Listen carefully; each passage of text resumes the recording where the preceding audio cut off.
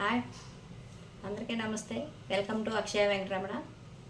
ఇవాళ వీడియో పప్పుచారు.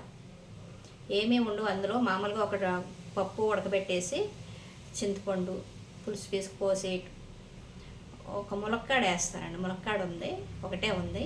అది ఏం చేయాలో తెలియక పప్పుచారులో వేసేస్తాను. ఆ ములక్కాడ వేస్తాను. ఉప్పు కారం అది మామూలు యాజ్ ఇట్ ఈజ్గానే పప్పు ఉడికిపోయింది కాబట్టి అది ఇప్పుడు చూపిస్తాను మీకు, చూసేయండి. ఈ గిన్నెలో అన్నీ వేసేస్తున్నానండి. ములక్కాడ, ఒక ఉల్లిపాయ, ఒక 2 పచ్చిమిరపకాయలు. ఇవి మధ్యలోకి ఘాట్లు పెట్టేసి వేసేస్తున్నాను. ఇప్పుడే పసుపు, కోడిపుంజుకు ఇప్పుడే తెల్లారింది, కోస్తుంది. నిన్న డీమార్ట్కి వెళ్ళామండి. ఒక ప్యాను, ఒక మూకుడి తీసుకున్నాం. అది ఇప్పుడు మీకు చూపిస్తాను. ఈ పప్పుచారు పొయ్యి మీద పెట్టేసిన తర్వాత ఆ కోడిపుంజు బాగా కోస్తుంది. మాది కాదు, పక్క వాళ్ళది. దానికి ఎప్పుడు జ్ఞాపకం వస్తే అప్పుడు కోస్తూ ఉంటుంది అన్నమాట.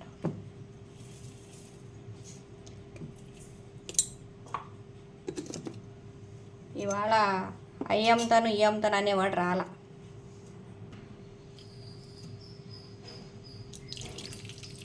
చింతపండు పులుసు కూడా వేసేస్తున్నాను. పప్పు ఉడికిపోయింది, కలబెట్టేసి దీంట్లో వేసేస్తే పొయ్యి మీద పెట్టేయచ్చు.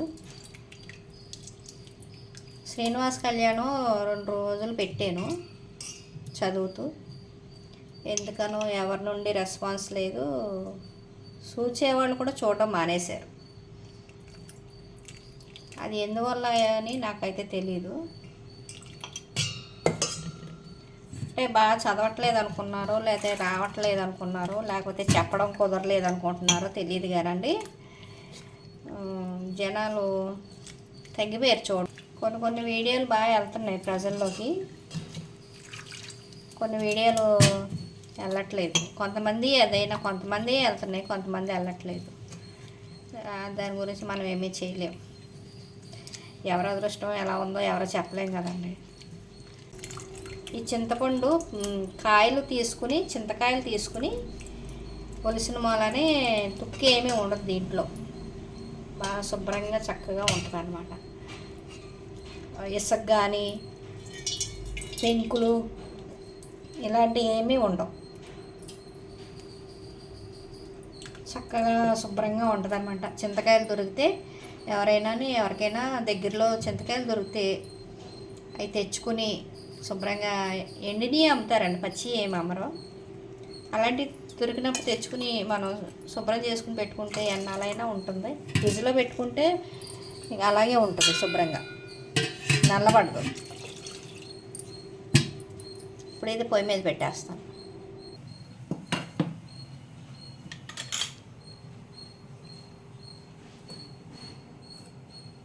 పప్పు ఉడికిపోయింది మెత్తగాని, దీన్ని మెదిపేసి దీంట్లో కలిపేస్తా పప్పుచారు. ఇంకంతే, ఏమీ ఉండవు. ఇంక ఇందులో ఏమీ వేయను.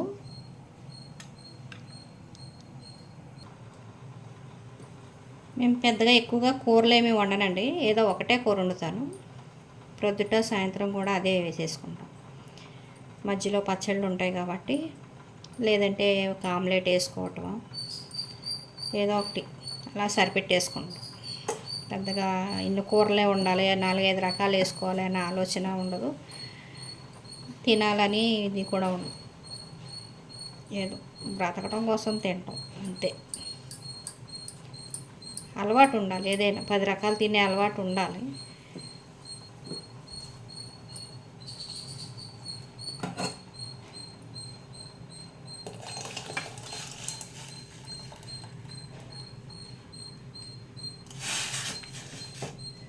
ఇది ఒట్టి పప్పుచారేనండి, ఇంకేందో సాంబార్ పొడి అది ఏమి వేయను. ఇంకా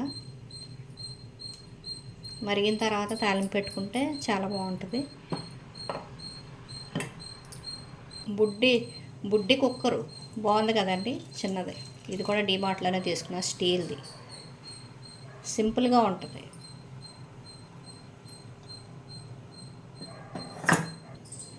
కొంచెం వాటర్ ఎక్కువ పోస్తానండి, మరగాలి కదా, మరిగితే బాగుంటుంది. ములక్కాడ అవి ఉడకాలి కదా, కొంచెం వాటర్ పోసి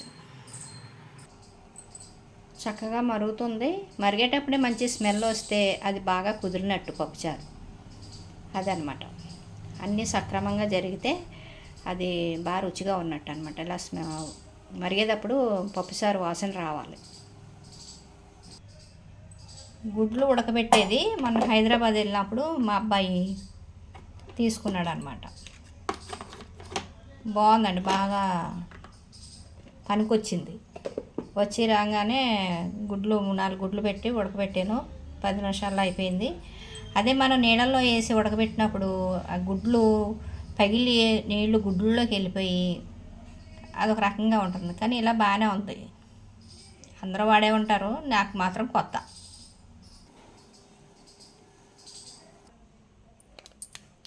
ఇవి నారింజ తొనలు,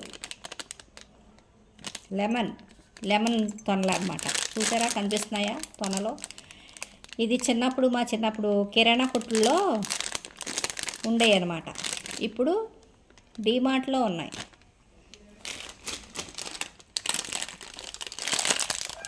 ఇవి ఆరెంజ్ తొనలు అన్నమాట.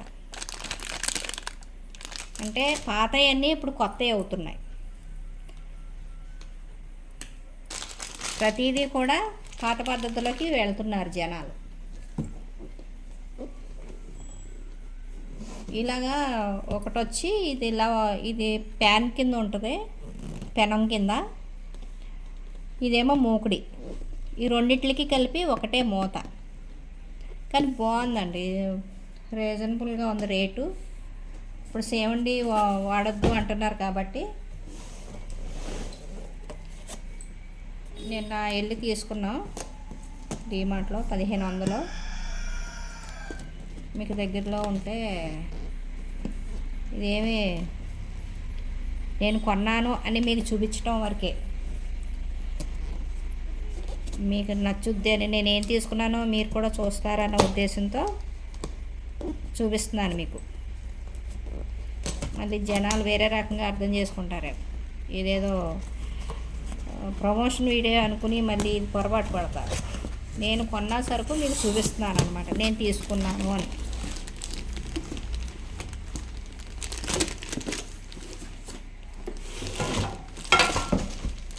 చాలా బరువు ఉన్నాయండి.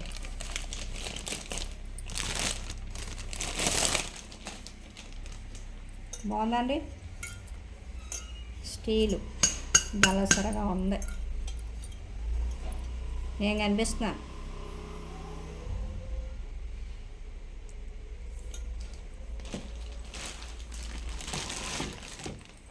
మూతిచ్చారు రెండిట్లకి కలిపి. మన రెండు ఒకసారి వాడం కాబట్టి బాగుంది. ఇప్పటి వరకు వీటికి మూతలు రాలేదు. మూత కూడా చాలా బాగుంది, నీడగా అనిపిస్తుంది. ఇది చాలా దళసరగా ఉంది, చాలా బరువుగా ఉంది. ఆమ్లెట్లు వేసుకోవచ్చు, ఏదైనా ఫ్రైలు చేసుకోవచ్చు. ఒక రకంగా కాదు, మనం ఎలాగైనా ఉపయోగించుకోవచ్చు. బాగుంది. ఇది నేను తీసుకుందామని వెళ్ళలేదు నిజానికి, సరదాగా చూద్దాం కదా డీమార్ట్కి అని వెళ్తే బాగా ఎండ ఎక్కువగా ఉంది, కూలింగ్లో ఒకసేపు గడపచ్చు, ఏదో ఒకటి కూలింగ్గా ఉంటుంది, చల్లదనంగానే చాలా రష్గా ఉందండి. అసలు ఈ ఎండలకి జనాలు ఆ డీమార్ట్లోంచి బయటకు రావట్లేదు. అసలు నడతానికే చోట్లేనట్టుగా ఉంది, అంత రష్గా ఉందన్నమాట. తెలుసున్న ఆవిడ తీసుకుందనమాట. నేను ఆవిడ దగ్గర చూసి బాగున్నాయి అనేసి, ఇలాంటిది మూకుడు ఒకటి ఇది విడిగా తీసుకుందామని చూస్తున్నాను. ఆవిడ ఇలా కదండి సెట్ వచ్చింది తీసుకోండి అంది. సరే కదా అనేసి ఈ రెండు తీసుకున్నా. బాగున్నాయి.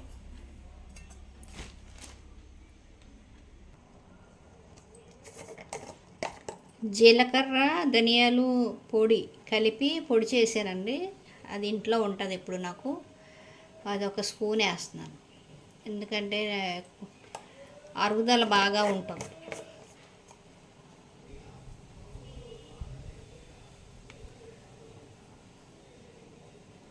ఇంగు వేస్తున్నాను కొంచెం. అంటే నాకు సాంబార్ అయినా పప్పు అయినా నాకు గమని అరగదండి. నాకు అరగని జబ్బు నాది. అందుకనేసి పప్పులు ఎక్కువ తిన్నాను.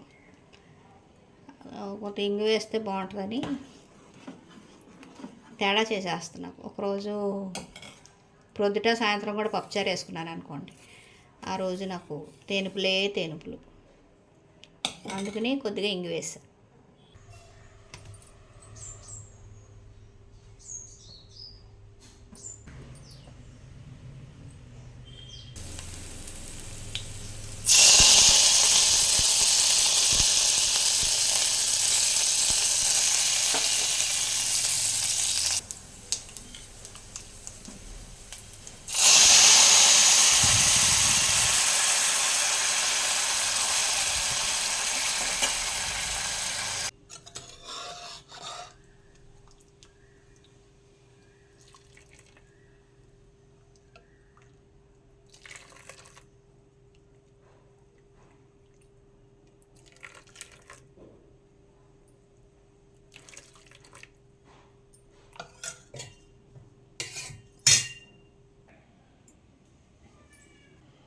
ఏదైనా సరే మనం ఇంట్లో వండుకున్నది మనం తృప్తిగా తినగలగాలి. అదే మనకి ఆరోగ్యం. బయటికి వెళ్ళి 10 రకాలు తెచ్చుకుని అది ఇంట్లో పెట్టుకుని మీ ముందు కూర్చుని తింటే బాగోదు కదా. అది చారైనా పప్పు చారైనా పప్పు అయినా ఏదైనా సరే మనస్ఫూర్తిగా తినాలండి. రోజుని నటించలేం కదండి, రోజు నటించలేం. మీ మెప్పు కోసం మీరు చూసి ఆనందిస్తారని ఏ రకంగా అన్నా తినొచ్చు. మనం రోజు మీరు మాంసం కూరలో చేపల కూరలో తినలేరు కదా, నేను తినలేను.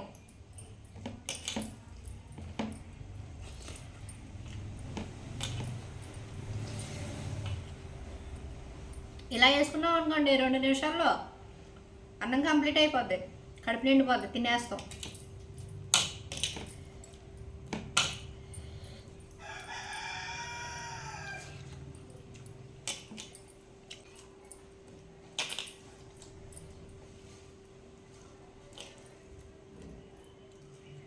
అన్నం పరబ్రహ్మస్వరూపం. ఏదైనా సరే తృప్తిగా తినగలగాలి. చారైనా సాంబారైనా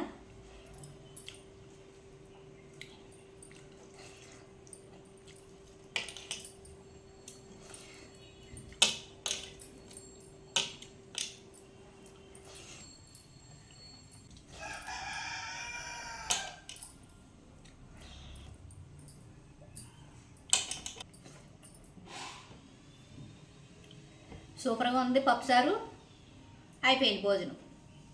బాయ్ అండి.